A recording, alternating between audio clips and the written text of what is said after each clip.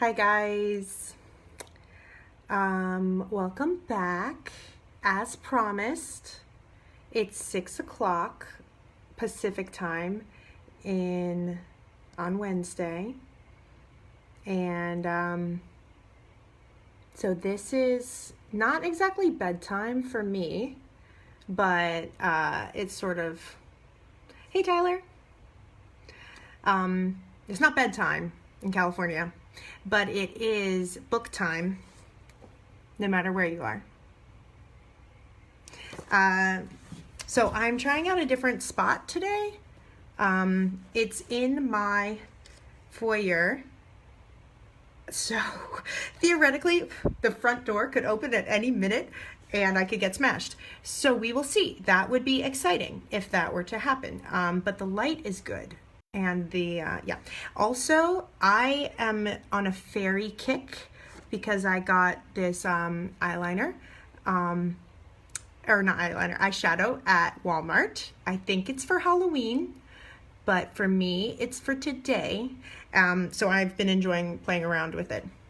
But I'm not cosplaying for this book because I don't know if they have fairies in this book. Anyway, hey Rusty, I was thinking we could read like 20 minutes and we'll see how far that gets us. Yesterday we started, so this is part 2, inspired by Benjamin Brooks. Thank you, wonderful Benjamin, for all of your reading during COVID lockdown. I appreciate that, Tyler. Thanks for all your wonderful reading. I am so inspired by you, so I'm going to try it out myself. This is my second installment of reading The Alchemist. Thank you, Aaron Densmore, for the recommendation. This is for you. This is for all of you, but this is because of Aaron's recommendation. Okay, so yesterday we left off. Santiago the shepherd is a couple days out from a village where he met a girl a year ago, and he was just reminiscing about the conversation with his father where he told his father that he didn't want to be a priest and did want to travel the world, and the only way to do that they knew of was to be a shepherd. So his father gave him his inheritance early so that he could buy a flock of sheep and be a shepherd. The horizon was tinged with red, and suddenly the sun appeared. The boy thought back to that conversation with his father and felt happy. He had already seen many castles and met many women, but none to the equal of the one who awaited him several days hence. He owned a jacket, a book that he could trade for another, and a flock of sheep. But most important, he was able every day to live out his dream. If he were to tire of the Andalusian fields, he could sell his sheep and go to sea. By the time he had had enough of the sea, he would already have known other cities, other women, and other chances to be happy. I couldn't have found God in the seminary, he thought, as he looked at the sunrise. Whenever he could, he sought out a new road to travel. I identify with that.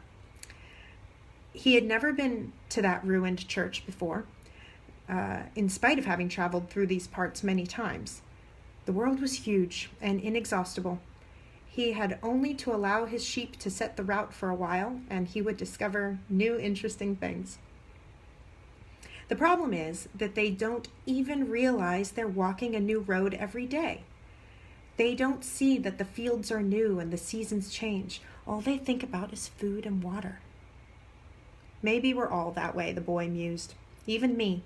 I haven't thought of other women since I met that merchant's daughter. Looking at the sun, he calculated that he would reach Tarifa before midday. There, he could exchange his book for a thicker one, fill his wine bottle, shave, have a haircut. He had to prepare himself for his meeting with the girl. And he didn't want to think about the possibility that some other shepherd with a larger flock of sheep had arrived there before him and asked for her hand. It's the possibility of having a dream come true that makes life interesting, he thought, as he looked again at the position of the sun and hurried his pace.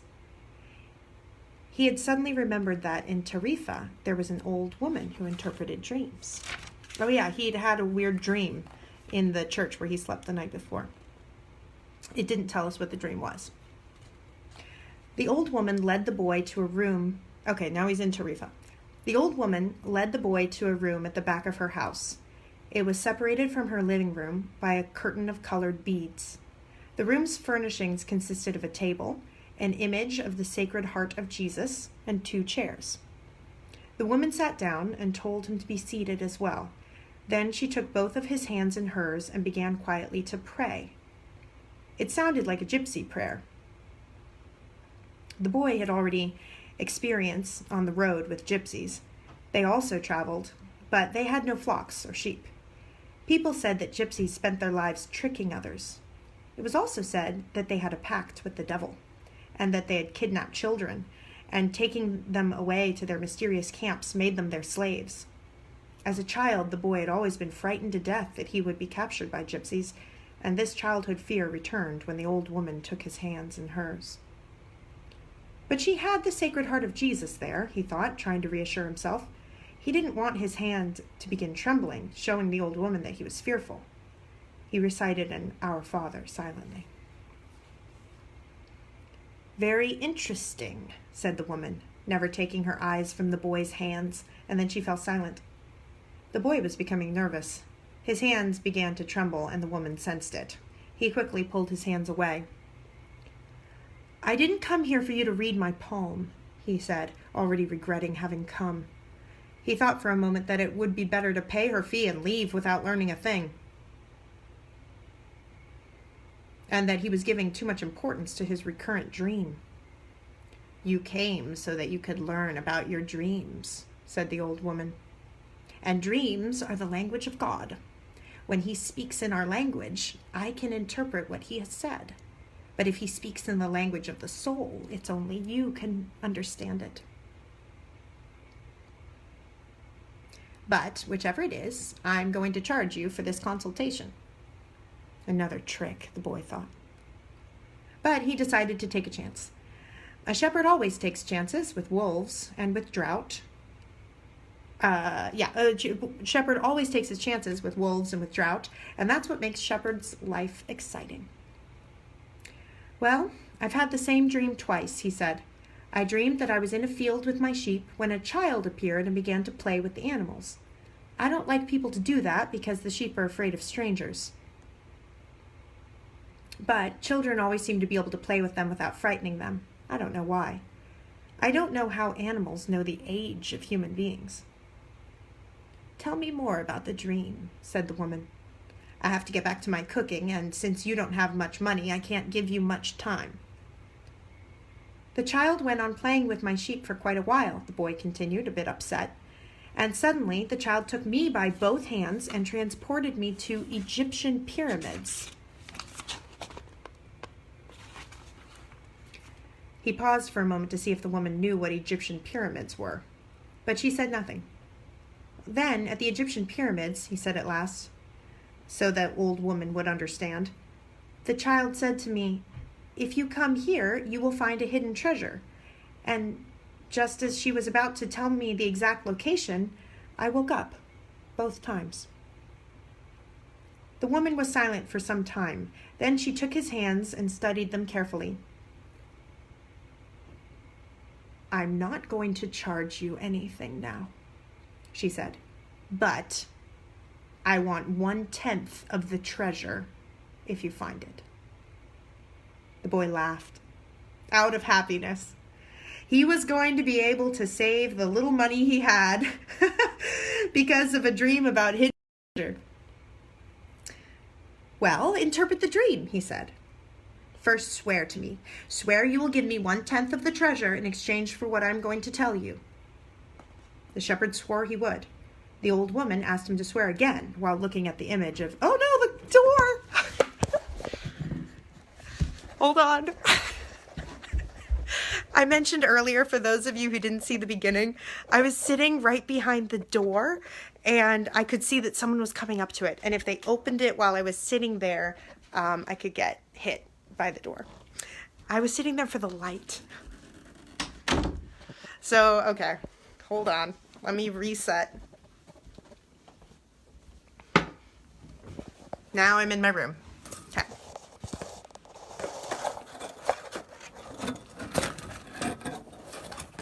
I know, laugh. It was a risk. Melissa's. Okay, back to the story. It's a dream in the language of the world, she said. I can interpret it, but the interpretation is very difficult. That's why I feel I deserve a part of what you find. And this is my interpretation. You must go to the pyramids in Egypt. I have never heard of them, but if it was a child who showed them to you, they must exist. There you will find a treasure, and it will make you a rich man. The boy was surprised and irritated. He didn't need to seek out an old woman to know this. But then he remembered that he wasn't going to pay her anything. I didn't need you to waste my time just for this, he said. I told you your dream was a difficult one. It's the simple things in life that are most extraordinary. Only wise men are able to understand them. And since I am not wise, I have had to learn other arts, such as the reading of poems. Well, how am I going to get to Egypt? I only interpret dreams. I don't know how to turn them into reality. That's why I have to live off what my daughters provide me with. Well, what if I never get to Egypt? Then I don't get paid. It wouldn't be the first time. And the woman told the boy to leave, saying she had already wasted too much time with him. So the boy was disappointed. He decided that he would never again believe in dreams. He remembered that he had a number of things to take care of and went to the market for something to eat. He traded his book for one that was thicker, because thicker books make for better pillows. And he found a bench in the plaza where he could sample new wine he had bought. The day was hot and the wine was refreshing. The sheep were at the gates of the city in a stable that belonged to a friend. The boy knew a lot of people in the city. That was what made traveling appealing to him. He always made new friends, and he didn't need to spend all of his time with them. Yes. Makes new friends, but doesn't have to spend all of his time with them. Yeah. When someone sees the same people every day, as had happened with him at the seminary, they wind up becoming a part of that person's life. And then, when the person wants a change, if someone isn't what others want them to be, then they... Wait a minute, hold on, whoa. And then they want the person... Okay, so when you see the same person over and over again, they become a part of your life. And then they want you to change. And if someone isn't what the other person wants them to be, then the other becomes angry. Everyone seems to have a clear idea of how people should lead their lives, but none about his or her own. He decided to wait until the sun had sunk a bit lower in the sky before following his flock back through the fields. 3 days from now, he would be with the merchant's daughter. He started to read the new book he'd bought. On the very first page, it described a burial ceremony, and the name of the people involved were very difficult to pronounce. If he ever wrote a book, he thought, he would present one person at a time, so the reader wouldn't have to worry about memorizing a lot of names. So far, we only have Santiago as the only name. When he was finally able to concentrate on what he was reading, he liked the book a lot better. The burial was on a snowy day, and he welcomed the feeling of being cold. As he read on, an old man sat down at his side and tried to strike up a conversation. What are they doing? The old man asked, pointing to the people in the plaza. Working, the boy answered dryly, making it look as if he wanted to concentrate on his reading. Actually, he was thinking about shearing his sheep in front of the merchant's daughter so that she could see that he was someone capable of doing difficult things. He had already imagined this scene many times, and every time the girl became fascinated when he explained that the sheep had to be sheared from back to front. He also tried to remember some good stories to relate as he sheared the sheep. Most of them he'd read in books, but he would tell them as though they were from his personal experience. She would never know the difference because she didn't know how to read. Meanwhile, the old man persisted in his attempt to strike up conversation. He said that he was tired and thirsty and asked if he might have a sip of the boy's wine. The boy offered his bottle, hoping that the old man would leave him alone. But the old man wanted to talk and asked the boy what book he was reading. The boy was tempted to be rude and moved to another bench. Oh man, this is so real. When you just want to read and someone else wants to chat. Boundaries. This boy needs boundaries. He needs to know how to set limits.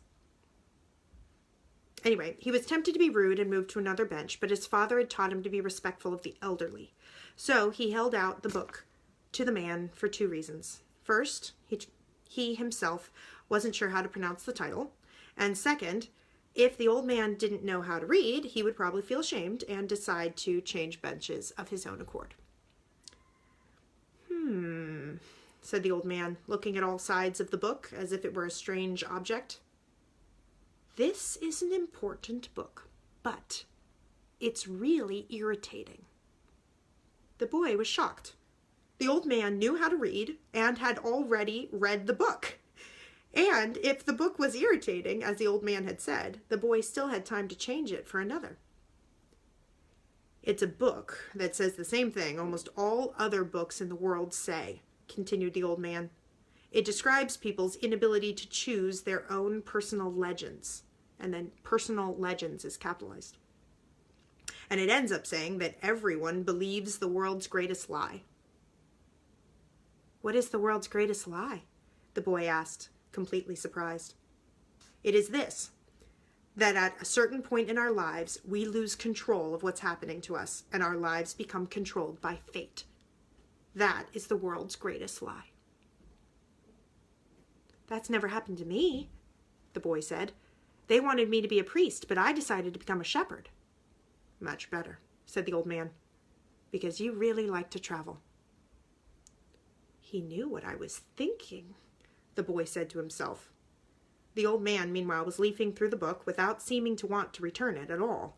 The boy noticed that the man's clothing was strange. He looked like an Arab, which was not unusual for those parts. Africa was only a few hours from Tarifa, which is the town where he is, when it only to cross the narrow straits by boat. Arabs often appeared in the city, shopping and chanting their strange prayers several times a day. Where are you from? The boy asked. From many places. No one can be from many places, the boy said. I am a shepherd, and I have been to many places, but I come from only one place, from a city near an ancient castle. That's where I was born. Well then, we could say I was born in Salem. The boy didn't know where Salem was, but he didn't want to ask, fearing that he would appear ignorant.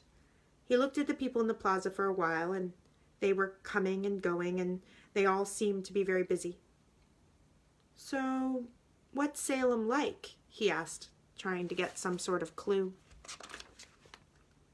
It's like it has always been. No clue there. But he knew that Salem wasn't in Andalusia. If it were, he would have already heard of it. And what do you do in Salem? He insisted. What do I do in Salem? The old man laughed. Well, I'm the king of Salem. People say strange things, the boy thought. Sometimes it's better to be with sheep who don't say anything, and better still to be alone with one's books. They tell incredible stories at the time when you want to hear them. But when you're talking to people, they say some things that are so strange you don't know how to continue the conversation. My name is Melchizedek, the old man said. How many sheep do you have? Enough, said the boy. He could see that the old man wanted to know more about his life. Well then, we've got a problem. I can't help you if you feel you've got enough sheep. The boy was getting irritated. He wasn't asking for help. It was the old man who'd come to ask for a drink of his wine and started the conversation. Give me my book, the boy said. I have to go and gather my sheep and get going. Give me 1/10 of your sheep, said the old man, and I'll tell you how to find the hidden treasure.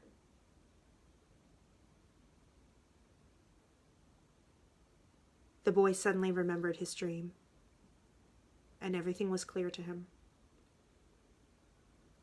The old woman hadn't charged him anything, but the old man, maybe he was her husband, was going to find a way to get much more money in exchange for information about something that didn't even exist. The old man was probably a gypsy too.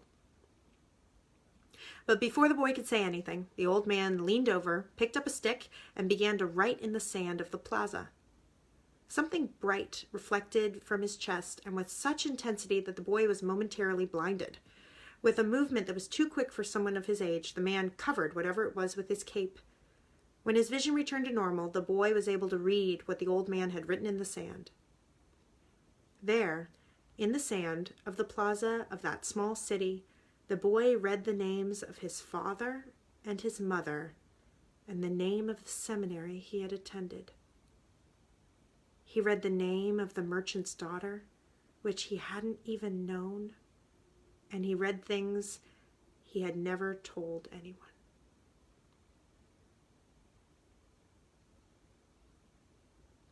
What do you think? Shall we stop there? What time is it? Does anyone know what time it is? I was gonna read for 20 minutes, and I don't have a watch. Hey, Christine and Anne. Well, that is a very significant cliffhanger, but this book doesn't have chapters, so it just goes forever. Shall we pick up again tomorrow or another time? I kind of want to keep reading. I'm going to see what happens next.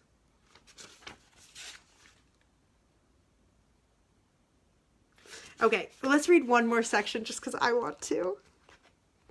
Okay. Welcome, Christine. Welcome, Anne. Okay, one more section. Just because you begged. I am the king of Salem, the old man had said. Why would a king be talking with a shepherd? The boy asked, awed and embarrassed. For several reasons. But let's say the most important is that you have succeeded in discovering your personal legend. The boy didn't know what a personal legend was.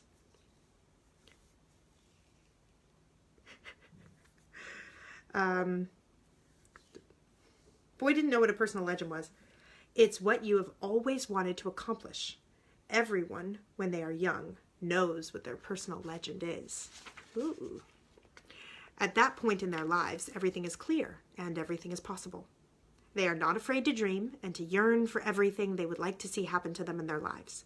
But as time passes, a mysterious force begins to convince them that it will be impossible for them to realize their personal legend. None of what the old man was saying made much sense to the boy, but he wanted to know what the mysterious force was.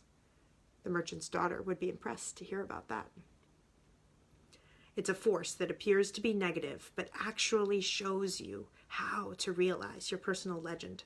It prepares your spirit and your will, because there is one great truth on this planet. Whoever you are, or whatever it is that you do, when you really want something, it's because that desire originated in the soul of the universe, and it's your mission on Earth. Even when all you want to do is travel? Or marry the daughter of a textile merchant? Yes.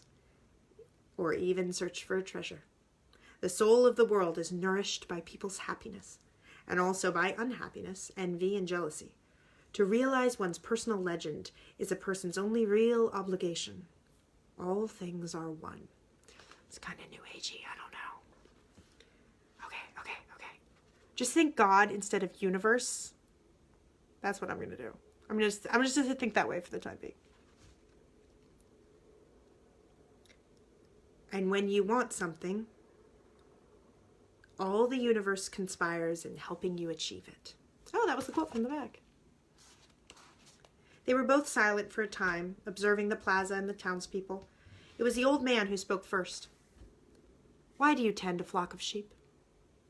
"Because I like to travel." The old man pointed to a baker's stand in his shop window at the corner of the plaza. Oh, a baker standing in his shop window at the corner of the plaza. "When he was a child, that man wanted to travel too. But he decided first to buy a bakery and put some money aside. When he's an old man, he's going to spend a month in Africa. He never realized that people are capable at any time in their lives of doing what they dream of." "He should have decided to become a shepherd," the boy said.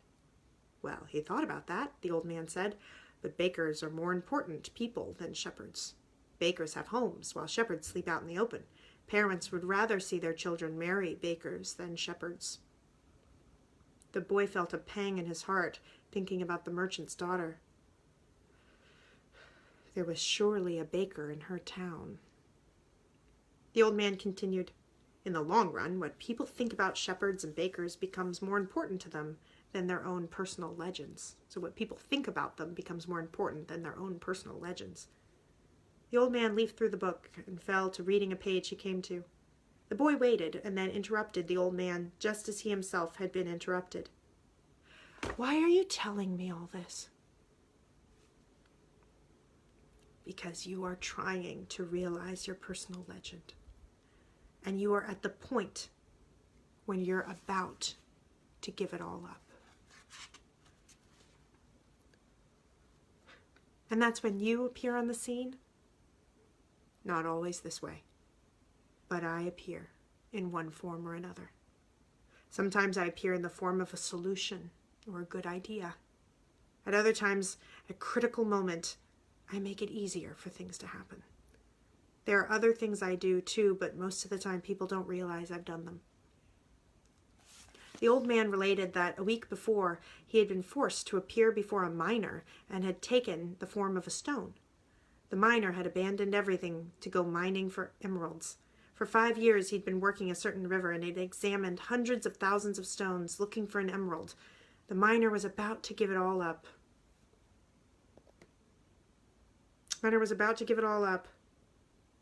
Right at the point when, if he were to examine just one more stone, just one more, he would find his emerald. Since the miner had sacrificed everything to his personal legend, the old man decided to become involved. He transformed himself into a stone that rolled up in the miner's foot. The miner, with all the anger and frustration of his 5 fruitless years, picked up the stone and threw it aside. But he had thrown it with such force that it broke the stone it fell upon, and there, embedded in the broken stone, was the most beautiful emerald in the world. "People learn early in their lives what is their reason for being," said the old man with a certain bitterness. "Maybe that's why they give up on it so early too. But that's the way it is."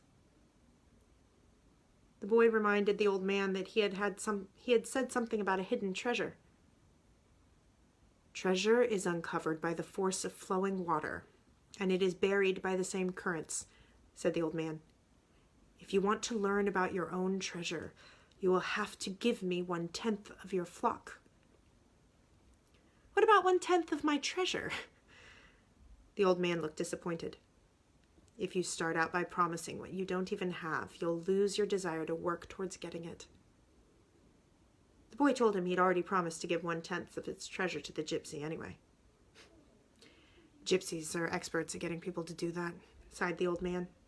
"In any case, it's good that you've learned that everything in life has a price. That is what the warriors of the light tried to teach." The old man returned the book to the boy. "Tomorrow, at this time, bring me 1/10 of your flock, and I will tell you how to find the hidden treasure. Good afternoon." And he vanished around the corner of the plaza. Okay, we really will stop there this time. Woo, this is fun. I like it. I like all of the little philosophical things. I do like them. It kind of reminds me of the 4 Agreements, which was written by someone from Mexico, I think, and kind of from that kind of cultural background. And this is written by a Brazilian. And I see some similarities with the universe and everything being connected and destiny and stuff and happiness fueling the universe. It kind of reminds me of that. But yeah, so far so good. It is beautiful. Okay, I will see you guys next time. If you like it, like I'm enjoying it, and if you want to keep doing it together, let me know.